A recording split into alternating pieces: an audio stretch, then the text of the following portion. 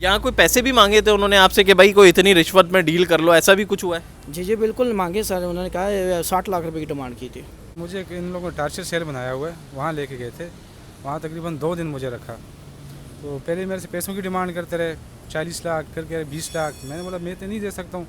फिर उन्होंने कहा चलो सही, हम तुम्हारे को FIR कर देंगे, जेल भेज देंगे। मैंने जी जनाब, कराची में कारोबार करना कितना मुश्किल बना दिया गया है ये हम आपको इस वीडियो में बताएंगे।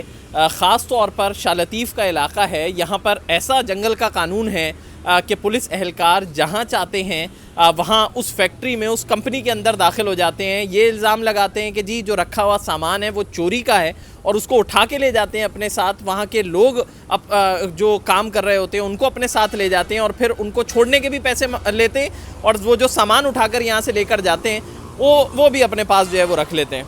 तो अजीब मामला है यहाँ का।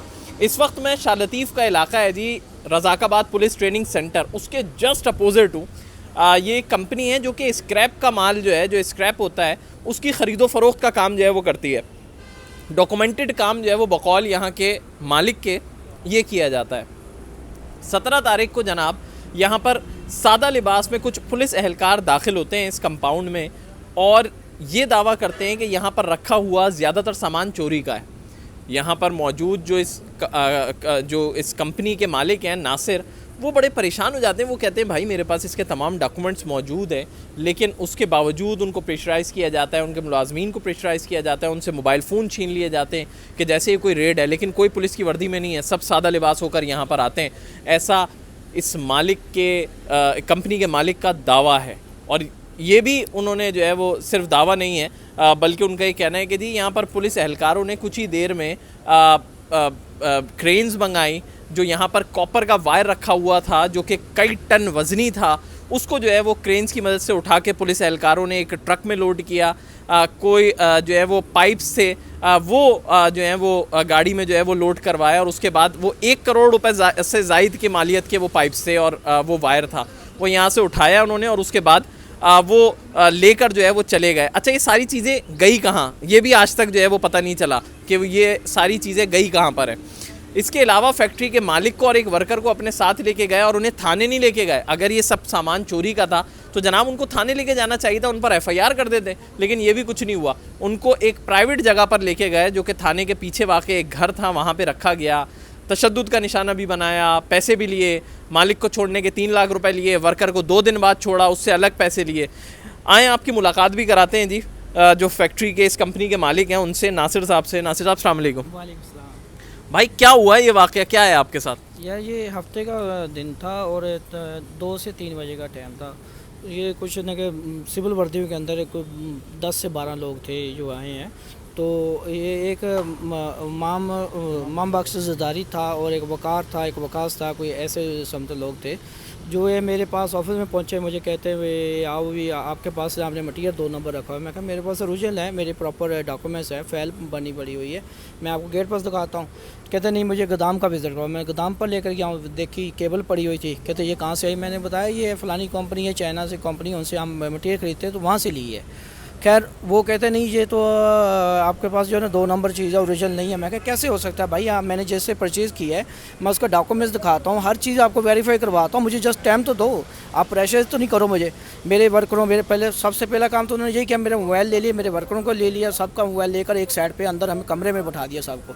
और जब मैंने बोला 1 घंटे का टाइम दो तो मैं आपको बुला लेता हूँ, वो रबाब सुमरों को बुलाता हूँ जिससे मटीरियल खरीदा, वो वहाँ के उनके वेंडर भी हैं, ये आपको डॉक्यूमेंट्स ले जाओ वेरीफाई करवा दो। कहते नहीं जी नहीं कि आप नहीं ऐसे नहीं, वो नहीं आएगा, फलाना नहीं आया। वो तकरीबन 1 घंटा तो सारी बात है, इतनी दूर से आ रहे तो टाइम तो लगता है। इन दौरान ही इन्होंने केबल और जो शटरिंग पैप प्लस जो गाड़ी से मटीरियल आ रहा था उसको, तीनों को ये चीज़ें लेकर निकल गए और साथ मुझे भी लिया, साथ मेरे वर्कर को भी ले लिया साथ। यहाँ कोई पैसे भी मांगे थे उन्होंने आपसे कि भाई कोई इतनी रिश्वत में डील कर लो, ऐसा भी कुछ हुआ है? जी बिल्कुल मांगे सर, उन्होंने कहा 60 लाख रुपए की डिमांड की थी।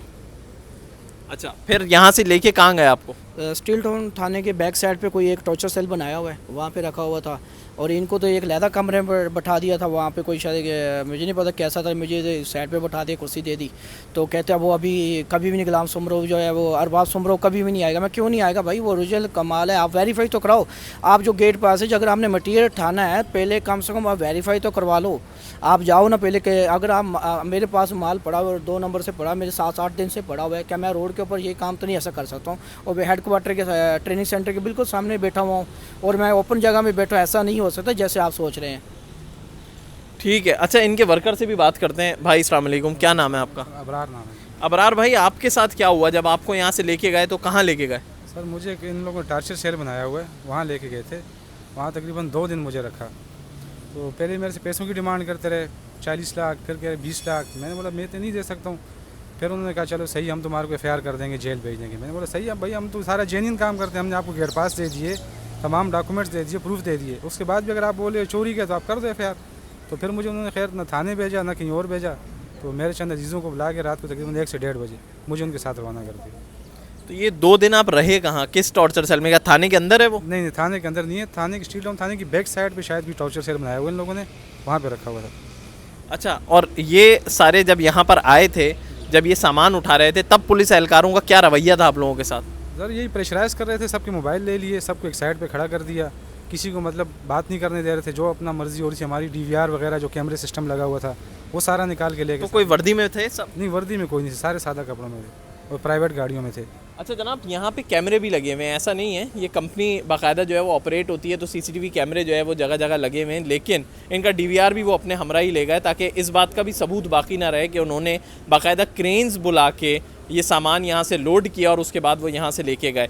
साथ ही साथ इन्होंने जो नासिर हैं, इन्होंने जो है वो कंप्लेन लॉन्च की है इस पूरे एक्ट के ख़िलाफ़। इस पूरे मामले पर SSP मलीर ने इनको बुलाया भी है। SSP मलीर हसन सरदार हैं और उनके मुताबिक 10 रोज़ में इस मामले की इंक्वायरी मुकम्मल की जाएगी। उन्होंने एक DSP को इस बारे में अहकामात भी दिए हैं कि इस मामले की, पूरे मामले की तहकीकात करें और 10 रोज़ में ये बताएँ कि किसकी तरफ से ज़्यादती हुई है, कौन लोग थे वो जो पुलिस एहलकार ख़ुद को ज़ाहिर कर रहे थे और बाद में एक अपने प्राइवेट टॉर्चर सेल में उनको लेके गए, और वो थाने के बिल्कुल पीछे वाक़ है। तो बड़ी अजीब सी सिचुएशन है। फिर ये कि इनको छोड़ने के लिए जो है वो पैसे लिए जा रहे हैं, कोई 3 लाख रुपए जो है वो फैक्ट्री के मालिक को छोड़ने के लिए जो है वो लिए गए, फिर इसी तरह वर्कर से चंद हज़ार रुपये लिए गए उसको छोड़ने के लिए। तो मतलब एक कोई जंगल का कानून है, अगर एक बंदा लीगल कारोबार कर रहा है तो उसको करने दिया जाए, ये ना किया जाए कि उसको इतना मजबूर कर दिया जाए कि वो कारोबार अपना बंद करे और यहाँ से जाने की कोशिश करे।